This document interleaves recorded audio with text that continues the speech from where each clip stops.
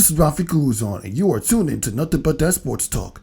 Welcome to another episode of Nothing But That Sports Talk. I'm Rafi Guzon alongside Madison Kirchofer from Whistle Sports. Welcome aboard. Rafiq, thank you so much for having me. I'm so excited to be here and just dive into those questions. So I'm ready whenever you are. Yeah, I'm about to hit you with some of the good questions, and I'm about to hit you with some of the hard questions as well. No, go easy on me. It's only my second appearance on a vodcast format style. So, but I'm ready. I'm ready for him. All right, let's start off with your journey in media, how you started. Yeah. So do you want the short answer or you want the long answer? Long answer, whatever you comfortable. Right. Let's go into the long answer. So yeah, how did I start? So I would say I was a college athlete. So I played basketball in college, Division 3. And I always just was very interested in like media, and then also like sports has obviously been a passion for me. Like growing up, played sports my whole life, obviously played it in college. So I wanted to combine both of my interests and find a profession that I could eventually do after college. So I first learned about doing, digital media, social media, as a job, in one of my internships. So I got an internship with the New York Red Bulls, so the Major League Soccer team, who I grew up being a fan of. I played soccer for a very long time as well as basketball. And my family and I had season tickets to them. And I used that when I was reaching out as part of my cover letter and being like, I really know this organization. I think I would be a great fit here just to intern and like learn the ins and outs of working in social media. So I was able to get an internship with them, which was really cool. So I would cover all the live games, and then I would go to like practices and do like photography, or I'd write, articles, plan things for the match. So it was a really cool experience. And I learned that this could be a profession, like working in social media. So then when I got into my senior year of college, I was networking like crazy because I was like, what am I going to do after college, as everyone does? And I was reaching out to everybody, trying to learn as many stories as I could, trying to get as much advice as I could. And I ended up connecting with, so I went to Muhlenberg College and our alumni base is super strong. So I connected with this guy, Joe, who is now the president of our company. Reached out to him, had a very good conversation, just kind of explained to him all the experience that I have, things that I'm very interested in. And he was like, this sounds like Whistle. This sounds like what we do and what you want to be a part of. So we had that conversation, and he was like, I'll reach out to you if there's any opportunities, like send me your resume cover letter just so we have it, and we'll see where it goes from there. So passed all that information over, and then he reached out to me in, I think it was like end of February. And so I was a 2020 grad. So this was right when COVID was about to happen. So he reached out to me. He was like, we'd love for you to come in and interview in person in New York. And I was so excited. I was like, oh my God, it's going to be amazing. And then COVID happened, kind of shut the world down. Everybody was like, didn't know what to do. They were still like, we still want to go through with this like they were up and down with it. They're like, we're trying to figure out if we can still bring people in. But we still want to bring on an intern. We think we could really use one at this time. So time went by. We had an interview. It was just a FaceTime interview for 10 minutes. And I was like, oh my God, did I just bomb this interview? Because I can talk forever. And it was only 10 minutes, but it's because he just knew right away. He's like, I knew you would be a good fit for Whistle.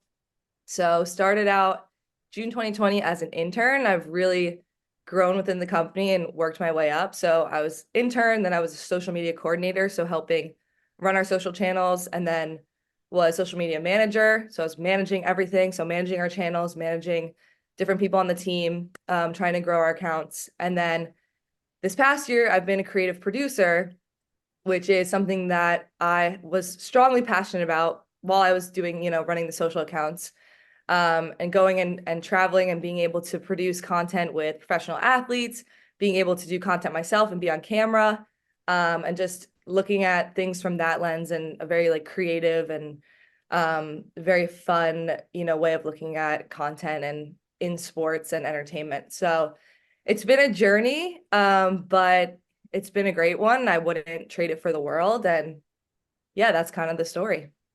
Yeah, that's pretty nice. And you mentioned something about how you was an intern for the New York Red Bulls, and you kind of mentioned that when I watched one of your videos of you attending the open practice for the NYCFC. You know, the Yeah. soccer team that won the championship in 2021 against Portland Timber. The last, like the first major professional championship we've had in New York since the 2011 New York Giants. Yep. You know that team.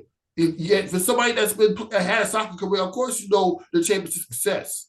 Exactly. Exactly. I recently got to go to NYCFC practice and I felt kind of dirty about it. I was like, oh my God, I hope the Red Bulls don't see this. But no, I'm in support of all my New York teams. Obviously, huge success for them. So kudos to them. Yeah, exactly. And I saw you got to interview a lot of players at that practice earlier, and you mentioned it was a day after you went to the WNBA Finals, another event I didn't get to see you at, but we'll get towards that later. But what do you what like that among many other events you covered this year? Like, what do you like? But starting with that, what are some of the most? What do you love about being able to cover an open practice for soccer for somebody that's actually had a soccer career? Yeah, it's really cool. It kind of like comes full circle. So I was like pretty growing up, I was very competitive. Like I thought I was going to go to college for soccer, to be honest with you. I grew up played academy level, played Olympic development level. Like I really thought that was going to be my path. And I ended up having an injury that shifted my mindset and wanted me to go all for basketball. But I still obviously have such a love for the game, have such a love for soccer. It like has formed me into a lot of who I am today. So it's really cool to always get to go back and work with professional soccer players and just kind of like resonate with them, like know the game, and then also like treat them as people. Like I think that's what's really cool about my job is that you can kind of tap into their authentic personalities and get maybe that goofy side out of them or things that most people don't know that traditional media just asks all about the games and rivalries and all that stuff. And it's nice to like get to know these players on like a personal level and learn about them and what makes them human because I think athletes, it's so easy to look at athletes as just athletes, but I think there's more that defines you as a person than just like the sport that you play. So that's always the most fun thing. When I cover any event, I kind of keep that in mind of like, I feel like these athletes are always asked, just about their gameplay or just about their sport, but it's really cool to get to know them on that personal level. Exactly, that right there will carry on to this question. I mean, like, what do you love about being able to interview fans at the events, even the ones that you don't get credentialed at? Oh yeah, I love interviewing fans. I think we all have that passion and love for whatever sport we're at. So it's so fun to get to hear different like takes and perspectives from fans. And just you just feel their energy. Like it just is so exciting. And I love to come up with unique concepts that either like stump them or some that they wouldn't think about. So like I was at the Chiefs game and I gave this prompt of like, is it Taylor Swift or is it Shakespeare? Or like, which Kelsey brother is it? Because it was the Chiefs Eagles game. And I like doing things that kind of like, it's not those traditional questions of like, all right, who's gonna win tonight? It's more like, oh, how well do you actually know these players? Here's some like fun facts about them. Can you guess who it's about? So I love going out and interviewing fans. I think it's so fun. And yeah, you can just see the passion and like you're just a part of the community, which I think is the best part. Exactly, and you get a bit chance to get more interactive with the fans, like as if you know them for years. And that means this question, like, how do you come up with the questions that you ask the fans before asking them? That's a good question. I get a lot of inspiration. I mean, be working in social media, you get a lot of inspiration from just like being on the platform and seeing how other people are different formats that they're using or different ideas that they had. And I never like to straight rip from people and like copy. I like to put my own spin on it. So usually I'll see a format that I really like and I'm like, how can I make this like unique and individualized to like what's going on in the game? So another example is I went to the Eagles 49ers game, was interviewing fans, and I was like, oh, this would be, there's DeAndre Swift on the Eagles, and then we have, obviously Taylor Swift is talked about so much now, especially around the NFL world. So I was like, oh, this would really be a cool spin to do. Like, is it DeAndre Swift or Taylor Swift? And you'd be surprised. Eagles fans were stumped and thought some of Taylor Swift's facts were DeAndre Swift. So I always love kind of like stumping the fans or like really testing their knowledge, but not so much about the stats, but more about like the players, like if they actually know them, if they know these interesting facts. And I think that makes for great content too, because I don't know, maybe there's something you didn't know about DeAndre Swift that you got out of that. out of that video. So that's always my goal, is to kind of like, I guess, go beyond the status quo of what usually people try to cover with like fans and people who are like super fans and know a lot of hardcore knowledge. Exactly, because the fans is what makes the sporting events so engaging right now. Exactly. If they're not spending their money to go to the games when they're allowed to, the sports leagues and the teams, they don't eat. Exactly. They wouldn't be where they are today without the fans. So it's nice to like just be able to, do a nod to them and highlight them. And yeah, seriously, the teams would not be where they were today without the fan base. So always love to show support. Exactly. You know what? I'm about to give you this one hard question. Uh, If you're like, you said you were a soccer player and a basketball player. I mean, what excites you more as an athlete? Like the fans being against you or the fans being with you? Ooh, that's a good question. I think in my life growing up, I think I liked when fans would chirp me. So I think the fans being against me, because I think it drives you to want to prove them wrong. Like I feel like I've had instances in my careers growing up of like someone telling me I couldn't dribble, or, just average trash talk. And it's like, all right, well, now I'm going to prove you wrong. And I think that's whenever I've had trash talk, my game has improved significantly. So I think I think the trash talk is what is a motivator for me. So I'd say fans against, but always love supportive fans. So it's tough. But I think like having those fans against you sometimes really like drives you and gives you that motivation to like just play that much better. Exactly, because when you're the road warrior as opposed to being like the playing for the home team, then Yep. of course the fans are going to boo you. They have no choice. I mean, deep down they cheer you because they know how important you are to the sport, but they Yeah. boo you because you're playing for the team that their team they want to see you're playing for the team that has to lose on the road. Yeah. I mean, Rafiq, like haters are my motivators. I take that with me now into the workplace too. It's like if people, trolls in the comments, like being mean to me, I'm like, you're still watching the video, like I'm doing something right. So I think it's that of like haters being your motivators. Exactly. Now, why don't you tell me a little bit about what Whistle Sport is all about for those that don't really know the brand? Yeah, no, for sure. So Whistle's really cool. So we're a sports media and entertainment brand. So we have different franchises that live on YouTube. So some of them are like No Days Off, where we highlight younger sports prodigies. We have this really fun series called Home Team, where we highlight professional athletes and their significant others, and they do sort of like a couples contest and see who knows each other the best. So that's a really fun one. We have Meet the Pets, which is interviewing professional athletes that have pets. So have, a pet dog, a cat, whatever it may be. It's really fun to get to see that side of them. So just from those three alone, you kind of see like we're all about kind of appealing to like the casual sports fan and having people get to know the athletes beyond just their sport, more their personality or these fun stories that maybe you didn't know about them. So I think that's what excites me the most about, working for Whistle is like that's aligns with a lot of what I do in my content, right? So it's really cool that Whistle is like that same vision and that same, wholesome feel good content that I also like to put out in the world. So we do long form YouTube content, and then we also have social, across the different platforms, our Instagram, our TikTok, our Threads account, like everything. We're across the board.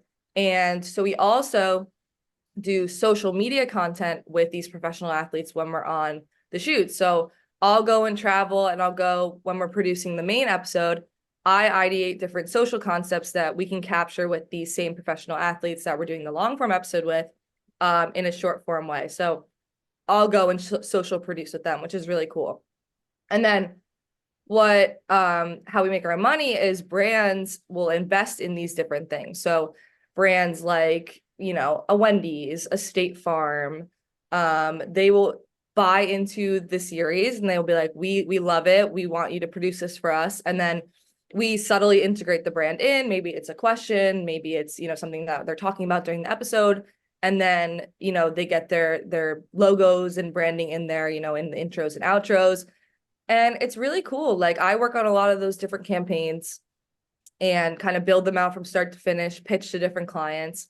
And it's just a really good experience professionally. And yeah, it's kind of like, you're dealing with the branded side and dealing with the client, which is really great and has helped me learn about like that side of the business. And then I also get to go and travel and work with these like really cool professional athletes and make fun social content. So yeah, that's kind of what Whistle's all about. It's like showcasing these athletes' personality beyond the field and beyond the court.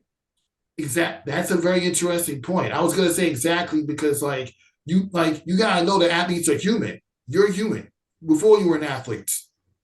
Yeah, so it's really fun. Like our different series allow you to sort of, I mean, we're still discussing some sports stuff, obviously, like, but it kind of gives this different lens of like, okay, like a Meet the Pets episode. It's like, oh, maybe you didn't know that this athlete had a pet dog, and that's something that like really intrigues maybe a non-sports fan, and they come over and now they're a big fan of that player. Like, I think it allows us to tap into a much wider audience and gives people who maybe don't know a ton about sports a lane to kind of come in and like feel accepted and feel part of a community. Exactly. That's a very interesting point. And it's all and one example of the type of places you travel to cover events is the NBA in-season tournament. And I Yes, that was amazing. I just got back from that. That was amazing. Bailey, who I interviewed not too long ago, when she was Yeah. she's also working for like many different publications. Yeah, so she's also working for Whistle. She's also working for you now. She's doing some content with us. Yeah, so she was doing so we were acquired by DAZN Media too. So she's doing a lot of our NFL and DAZN stuff. And then we had her doing some Whistle originals as well. Yeah, shout out Bailey. I met her for the first time in person at the in-season tournament, and she was so awesome, as well as a lot of the other creators that I was able to see again because I've covered a lot of events this year and have been so fortunate enough to run into all these different creators and learn their stories and really learn from them. And the advice they've given me is something that I will never take for granted. Like they all have so much amazing talent and experience in this industry, and I'm just trying to be a sponge and absorb as much as I can. Exactly. And I was getting ready to ask you, like, what is the experience like being able to cover the in-season tournament, with, especially watching LeBron James win another championship, only this time in the in-season tournament, not the NBA Finals, but that could come later in the season if LeBron can continue to build from this point. But we know how phenomenal LeBron James is. It's LeBron James, and yes, he's better than Jordan. I don't care what. Wow, wow, okay. I'm gonna get into. I'm gonna ask you about that Okay. itself. Okay. But what is saying LeBron James win a championship and all the celebrities and influencers that was there, and then go into all those after parties, and collaboration that the WNBA and the NWLS had. Like, why don't you talk about that experience? Yeah, so Vegas was amazing. Obviously being able to witness something that is the first of its kind is like just an extraordinary feeling. It's something like no other. And truly everyone that was there is a part of history. So it was really cool to be, that small part of something so amazing. But yeah, Vegas was incredible. I was able to catch up with a lot of creators that I have met, in the past and meet a lot of new ones, which has been awesome. And just learning from them has been incredible. And then, yeah, just being able to cover the game live. So this was a threads event. So I was doing, threads on Whistle's threads and also my own threads, getting a lot of engagement on there. And we were there for the semis as well, which was such a cool experience to be able to see those 4 teams play. And then fortunate for me, I was able to be in the post-game press conference, which was so cool. For the Lakers right after the Lakers won the semis. So I was able to ask Austin Reeves a question. I was able to ask D'Lo a question, and D'Lo actually spun the question back around on me. I don't know if you saw that. Yeah, I saw the video. I watched it. That's that video where somebody tilted you asking D'Angelo Yeah, question and then tilted all the way to him answering it. I saw that video. Pretty interesting. yeah. Yeah, so I ended up asking him a question about who he thought, like a former player that he thought would really thrive in the in-season tournament. And he was like, who do you have in mind? I saw that video. I was like, I'm Interesting. asking the question, but I had an answer. I had Reggie Miller as my answer, and I ended up tagging Reggie Miller in the post too. And he shared it on his story and was like responding to me in the DMs, which was like better than I ever could expect. So even though D'Lo didn't answer the question, I got Reggie Miller's attention, which was super, super awesome. But yeah, so just even being in the post press conference, seeing LeBron James like that close up was insane. You can just see how much of a freak, super athlete that he really is, and just like how he's been able to be in the league for so many years. Like he is incredible, and a true respect to him. So that was really cool. I really wanted to ask him an AD question, but unfortunately, the guy didn't give it to me. I was making eye contact. I was like, let me ask. And he was like, I don't know if we can do this with you. But yeah, I was happy to ask Austin Reeves and then D'Lo the question. But then yeah, then the next day we ended up having a brunch with Threads in the boardroom, which was so cool. There were so many creators there, and just different people in the industry that we were able to like network and connect with. And then yeah, then Sunday obviously was that championship game, and yeah, the Lakers definitely blew them out. But it was a great game to witness, and yeah, it was super fun to cover. Yeah, and you also got to see Tyrese Halliburton ball out. Yes. Yes. And so I was rooting. So I don't know if you're a Lakers fan, but I was rooting for the Pacers because I had worked with Tyrese Halliburton before. We did a Meet the Pets because he has this really cute dog named Ames with his girlfriend. And so we did an episode with him, and I was able to be on the set for that one. And Tyrese was like one of the nicest people I've ever met, just so humble. And I'm just so happy he's getting all the attention that he's getting this year. And he's having such a successful season so far. So I was rooting for the Pacers, but I understand for the Lakers, legacy and dynasty, this was a big win for them. So Exactly, big dynasty indeed. And yeah, you also got to walk the red carpet with Bailey and many other content creators. And I just want to ask you, like, how was the red carpet like? How big or small was the red carpet compared to what you saw at the WNBA draft earlier this year? Because yeah, good carpet question. was small. Yeah, so I mean, so they were kind of different. Like the WNBA draft, you were there, so you saw it was kind of just like that one area. And then you were able to like make your content, take photos. And then what was cool about the in-season tournament one was you actually could do, so they had the trophy, exactly how in the tunnel walk when you saw like LeBron James's photo of him walking by the trophy. So we were all able to do that, which was really cool. And they took a video of us and they took photos of us as if we were like the athletes coming out of for the tunnel walk. So that was really cool experience that I wasn't expecting. I thought it was just going to be, similar to the WNBA draft where you just kind of go on the red carpet and do your thing. But yeah, so we did the little tunnel walk past the trophy, which was so cool. You'll see like a lot of people had like iconic photos from that, like, Brittany, Elena, and Lexi and Chloe and Bailey's photos were amazing. And yeah, so it was really fun to see everybody kind of like shine and put their own personality to it. And then, yeah, then there was kind of just like the regular red carpet, kind of similar to the WNBA draft where you kind of just, it wasn't super, like I've been in situations like the WNBA All-Star where it was kind of like, all right, take one photo and like, that's it. It was kind of like moving everyone along because the players were coming in. This was strictly just for like creators to come in and do their stuff. So there was no real rush and we were kind of just able to like have fun with it and capture as much as we wanted to. So it was super fun. Yeah, exactly. And how different was that compared to the WNBA All-Star carpet that you was at? I mean, because I know you were at the event too, and we'll get to more in that later in the show. But how different was that compared to the carpet they had for the All-Star break for the NBA? Yeah. And Yeah. So the All-Star, WNBA All-Star, it was like it was very fast paced and it was also very crowded. Like there was a lot of media there. They were there to like interview the players. So they had the content creators come out first. And there was 2 spots on the carpet. So you'd come stand in the one spot, they take pictures, stand in the second spot, take pictures.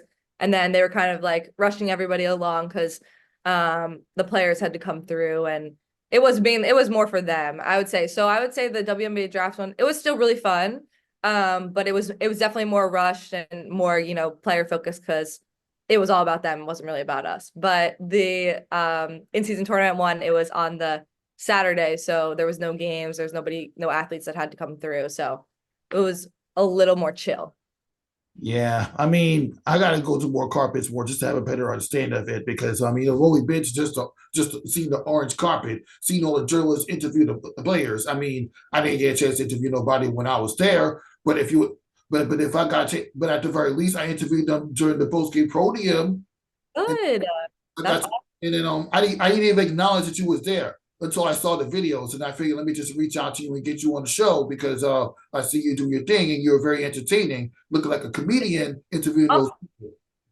Thank you. I try. Like, that's my thing is like I try to be my authentic self, and I'm a bit of a jokester and I love to get people to smile and laugh. So I always try to like bring that into my content. But yeah, no worries about not finding me there. I'm like very up and coming. I'm hustling, I'm grinding, I'm trying to learn from people. Trying to develop my own, community, my own fan base. So yeah, very much like growing within the industry and just excited for the potential. So but maybe next time, maybe at the next WNBA draft, we'll be able to get a little interview in person. Yeah, the WNBA draft. We and this and the spoiler alert, we definitely go do a post event interview to get your perspective on the draft afterwards. Yeah, that would be Yeah, great. after that, you also went to that party that happened that WSlam organized. I mean, well, Yeah, I yeah. really spoke to Ali Snow about that from ESPN. You can check out that interview if you haven't seen it yet, and the Awesome. interview with Bailey Jackson in the comments below. But I've in the comments below. But that's besides the point. What do you love about the WNBA draft party? Oh, the party. Yeah, no, it was a lot of fun. I think that was kind of my first like exposure to sort of these like post like live sort of like parties that are thrown or like events that take place. And I was really excited because I had actually made content that night. So in high school, I played against Diamond Miller, and she was drafted, I think number 2 in the draft, correct? So The Lynx. yeah, to the Lynx, she was the second one. So I had this idea to make this sort of funny kind of Instagram reel that ended up going pretty viral.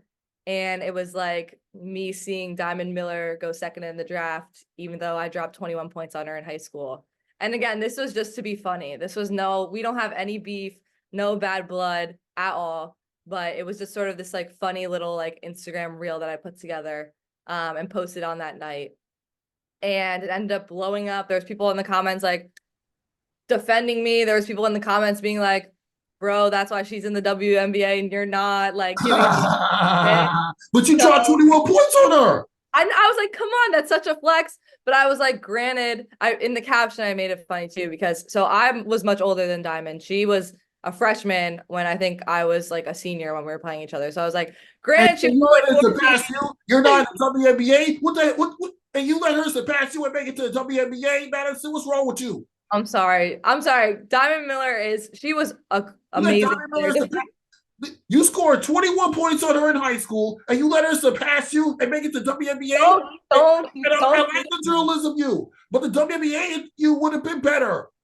No, Diamond Miller is so much better than me. I can't even lie. She's so much better than me. So Don't do that talented. to yourself, please. Don't do that. Kudos to that girl because she's amazing. And it's funny because I actually ended up running into her at WNBA All-Star at one of I think it was the slam party again. It was another one. And I ended up telling her about the video I showed her. She's like, oh my God, I had no idea you made this. Like, send that to me. And then we did another video together, and it was like her like shit talking my high school and us going back and forth. So that was a lot of fun because like it's just mutual respect, mutual love. Like she was an amazing player to play against. But you always I like the trash talk. I like having fun with people. So that was a fun moment. But yeah, so the slam party, it's just really cool. You see a lot of the players come through. You see a lot of different content creators. You get to network and just be in the room. So they're always really fun to attend. Yeah. Listen, I did not know about they were doing no slam party up until I got into my lift on my way home after the draft. I did not know they were doing one. All right. I did, but don't worry. But don't worry. You'll probably see me in the next one, or maybe you won't. But nonetheless, yeah, the WNBA draft for this one was a fun experience. And I'm speaking as somebody that's been there in person for the first time. And I know I'm going to come back next year without a doubt. Awesome. No, I hope you are back. I mean, that's where I met a lot of great people. Like, I'm sure you also know Hannah O'Flynn. Like, yeah, I know Hannah O'Flynn. Yeah, that interview will be on the link as well. If you haven't.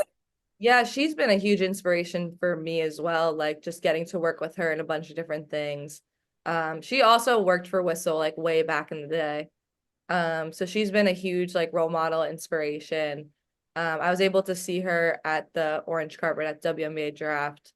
Um, but I don't know. I think was she at the in-season tournament? I didn't see her at the in-season She tournament. wasn't at the in-season tournaments. I've had her on the show a couple times. I've interviewed her at Rucker Park in 2019, by the way. And Wow. Yeah, she's the in best. person, and I Good. had her on the show not too long ago after she left when she talked about leaving ESPN and doing her own thing. But yeah, Hannah O'Flynn is on the grind. Shout out to her. Yeah, shout out to her. She's the best. Huge, huge inspiration role model for me. So, um, yeah, keep doing your thing, Hannah. You're crushing it. What is your favorite Hannah O'Flynn video that you watched? Ooh, good question. I think I like well, I saw the one of her in Paris. I love when she schools the guys. Like those are like my favorite videos where she's like playing the guys in pickup. I think she was in Paris for it. There was a more recent one that went viral. Her just giving them a little move, showing them the work. Like those I really like.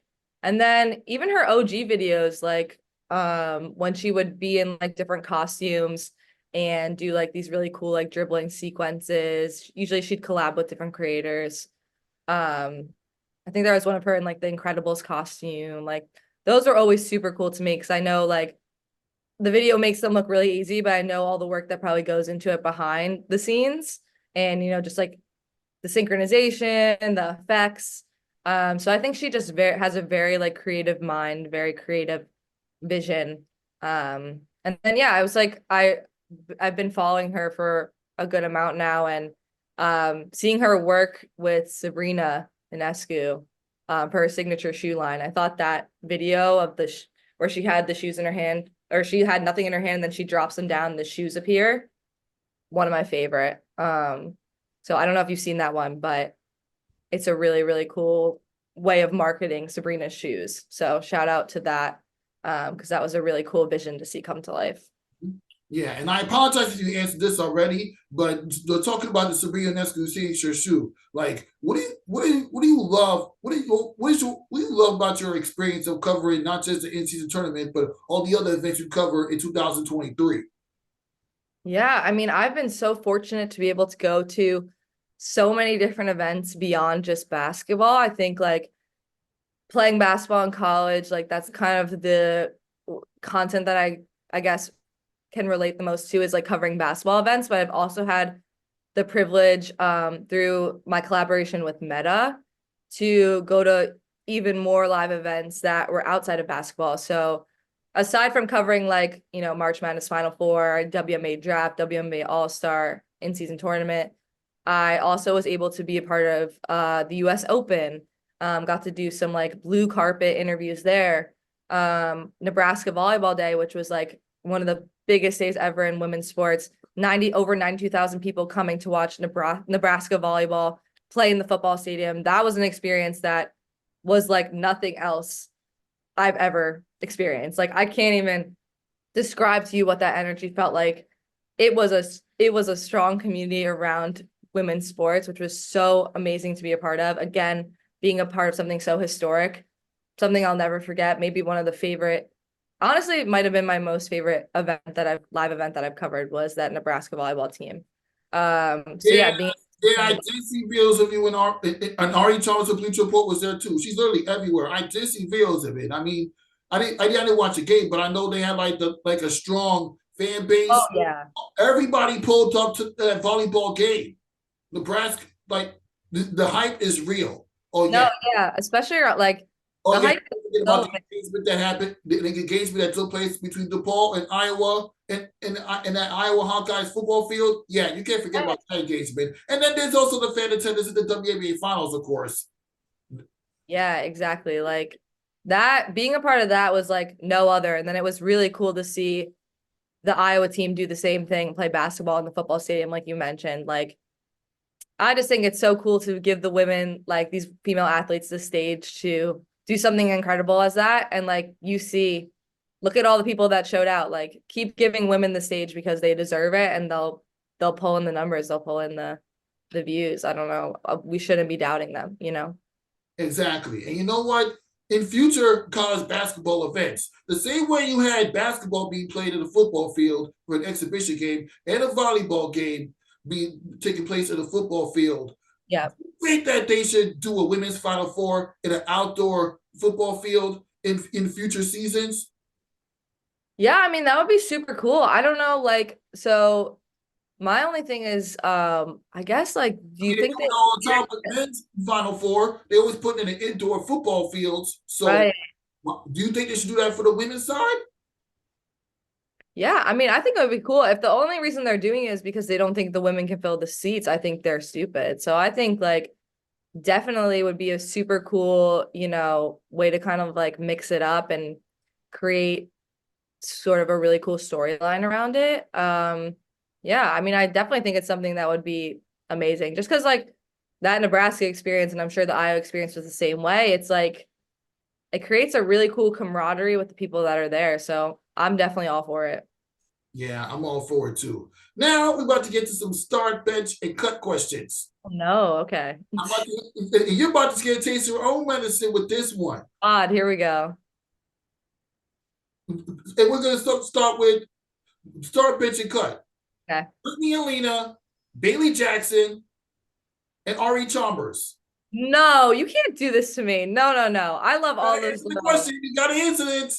No, I'm not cutting any of them. I'm sorry. Those are all my queens. Like, I can't be cutting anybody. At least start at bench. At least start at bench. Start and bench. Oh my goodness. Start and put you a bench. Oh, you are doing in a 3-on-3 basketball game. Hey, for basketball? Yeah. Well, no offense to Ari. Ari knows that she's not. We had a pickleball tournament going on, and Ari didn't want to play, and I didn't show up because I was in London covering the NFL games over there, and she ended up having to play. So she was like, Maddy, why did you leave me to have to play in this pickleball tournament?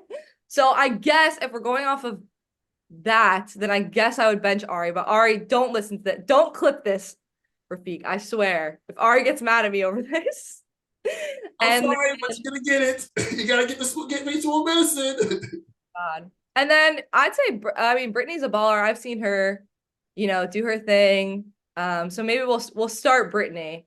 Because we did the at the WNBA All-Star Weekend, we got to do the 3-point contest, and I saw Brittany shoot. I saw her do her thing. So I guess we'll start Brittany. And then I'm not cutting Bailey. I'm sorry, I'm not doing this. So I guess we'll bench Bailey as well. I've never seen her play basketball, so I don't really know her skills there. But I can't cut any of my girls. I have too much love for them. I don't know why you did this to me, Rafiq. Hey, this is nothing but the sports. This is how we do it. This is. I guess so. Putting me under the pressure. You gotta roll with the punches. You know what? What's like? I'm gonna give you 3 basketball players, whether it's college, pros, influencers, and you're going to tell me the confidence level towards beating them in a one-on-one game. How confident are you that you could beat Hannah O'Flynn in a one-on-one basketball game? Not confident. She's a baller. Not confident. Sabrina Ionescu. Definitely not confident. She is incredible, and she is in the WNBA for a reason. I am sitting right here for a reason. So, no. You're not going to see me try to trash talk these people. They are all in their own league. I'm sorry. I was as good as I was, but you can keep coming with them. But this is going to be a common theme. Who'd you say? Ari Chalmers. Well, I mean, Ari doesn't play. So, okay, I think I could beat Ari in a game of basketball, a game of one-on-one. But if it was cheerleading, she'd definitely whoop my butt. So she has that over me. Asia Wilson. Oh, Asia. Oh, my God. She would wipe the floor with me. I actually got to meet her in person at the in-season tournament at the Boardroom Threads brunch that we had. I got a picture with her. This is how I look, and this is how tall Asia is. So, yeah, I don't think there'd be much of a competition there. Yeah. And one last player, Kelsey Plum. Oh, Kelsey Plum. I love her. She's just got that, like, dog mentality in her. So, again, she'd cook me. It's fine. At least I admit it. At least I'm honest with myself, and I'm not out here being like, yeah, I'm going to beat all these people, because they're there for a reason. I'm here for a reason. So, but yeah, apparently everyone's going to beat me. So, except Ari, but no offense to Ari. Okay. Now, how confident, name one player from the NYCFC that you're confident you can win a one-on-one soccer match against. None. Again, none of them. I would say no. Honestly, none of them. They're all too good. I don't have one player that I could beat, to be honest with you. New York Red Bulls. The Red Bulls? See, I mean, I'm not a professional athlete. That's it. Like, that's what it's gonna be. But you tried 21 points against Diamond Miller. Stop it. Yeah, I mean, maybe that's what the people need to see. I think they need me and Diamond Miller to play a little one-on-one, and maybe I'd be able to drop 21 on her again. Yeah.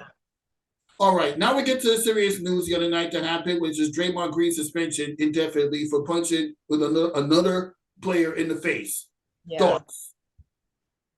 Yeah, I mean, I think I agree with what Steve Kerr has said. Like, I think it makes sense to have this suspension be indefinite. I think these outbursts are like more than just yelling at a ref or like throwing a ball. It's, more of these like physical altercations that he's getting into. And I think by having the indefinite suspension, I think it's really hard to put a number on, say you say like, yeah, 5 games and he'll be back. Like, I really think this is something beyond basketball that Draymond Green kind of needs time to be able to like look inward and kind of like find what the root of like these like, aggressive, I guess, behaviors.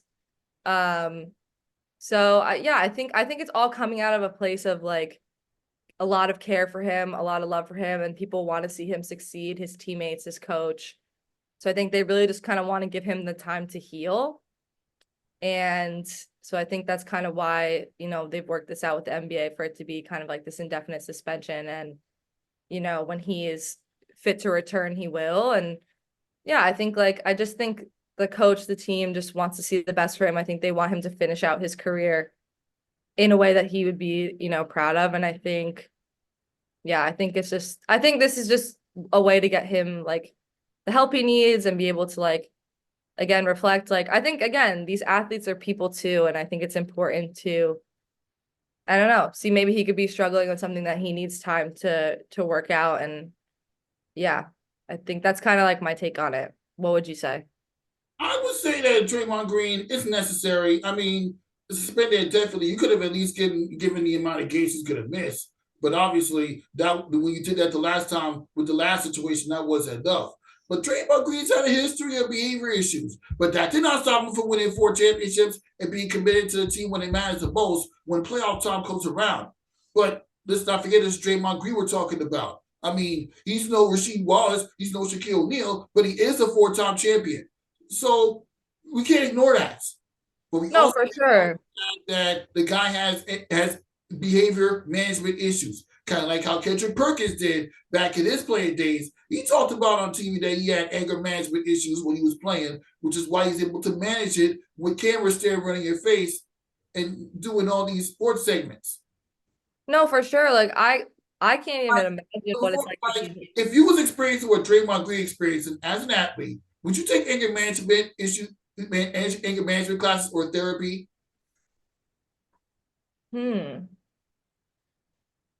I think it's hard because I don't know. Obviously they undergo a ton of pressure. Media always in their face. I mean, I don't know what it's like to live that life, you know what I mean?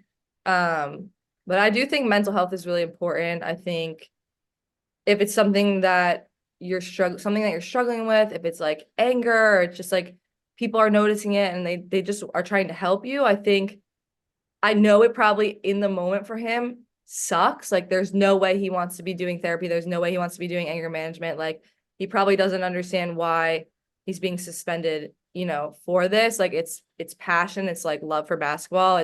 I get it.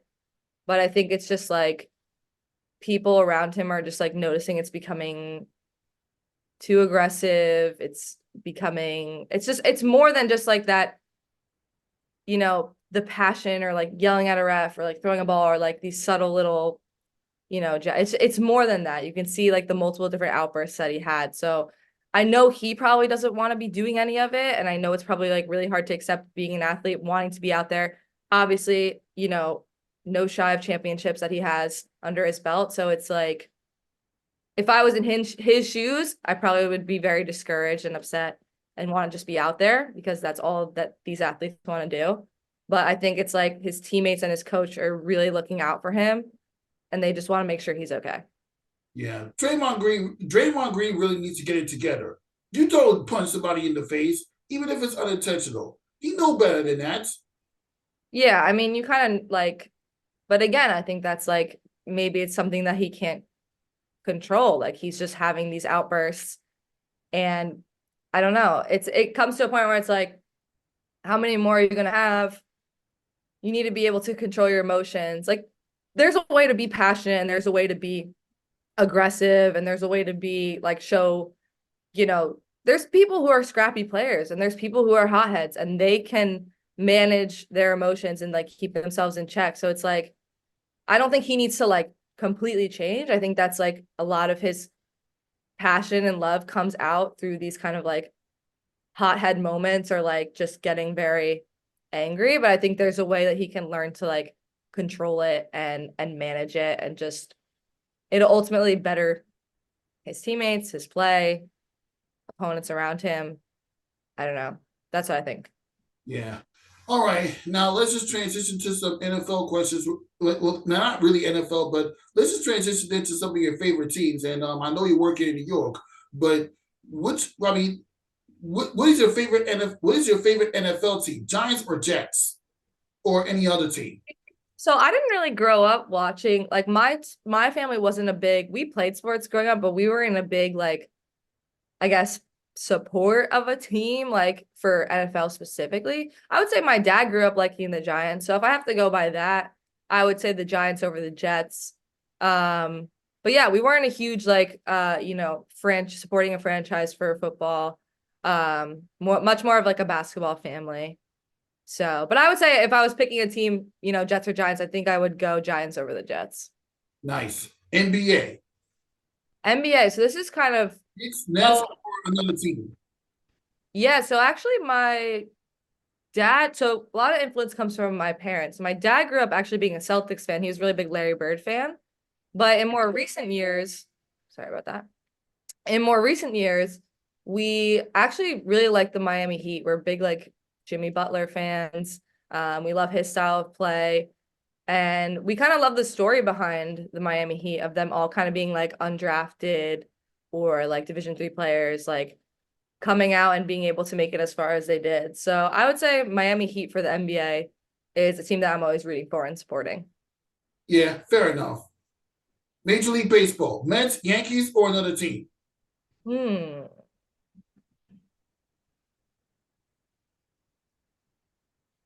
I mean, again, not a huge baseball family, but I would say my brother was a fan of the Mets, so I'll go Mets with it. But my boyfriend's a Red Sox fan, so I think he'd be pretty mad at me if I said Yankees. So we'll go Mets. Okay, very nice. Now on to Major League Soccer. New York Red Bulls Oh, or NYCFC? You interned for the Red Bulls. I know. You were at the open practice for the NYCFC soccer team. Which one would you pick? Oh, no, this is the hard question right here. Well, NYCFC, shout out to them. They've given me so many cool opportunities. Um, Still in contact with them. They always reach out to me. Love them so much. But I think I have to go with the New York Red Bulls just because that's where my roots were. I was there when they were playing in Giant Stadium. We had season tickets. We were able to pick our seats at the, Red Bull Arena. And it's a lot of my childhood memories with my family were at those games. So it would be rude to not go with the New York Red Bulls on that. And then, yeah, they also kind of kickstarted my career with me being able to intern with them. So as much as it pains me, NYCFC, still love you guys, but I got to go with the New York Red Bulls there. Yeah, that is fair enough. NHL, New York Rangers, New York Islanders, New Jersey Devils, or another team? Hmm. I'm gonna go Rangers. I'm gonna go Rangers because my friend has I think my friend has season tickets to the Rangers, so I'm hoping to go to a game with her. So new hockey fan, so maybe we'll go Rangers with that one. All right, no problem. Yeah, that's pretty much it for this episode of Nothing But That Sports Talk. Thank you for stopping by, Madison. Thank you so much for having me. It's a very entertaining interview, and I can't wait to have you come back on the show in the near future in 2024 to discuss more sports. Now, for Madison Kirchofer, Rafiq Lewis on with Nothing But That Sports Talk. We'll see you next time. Bye.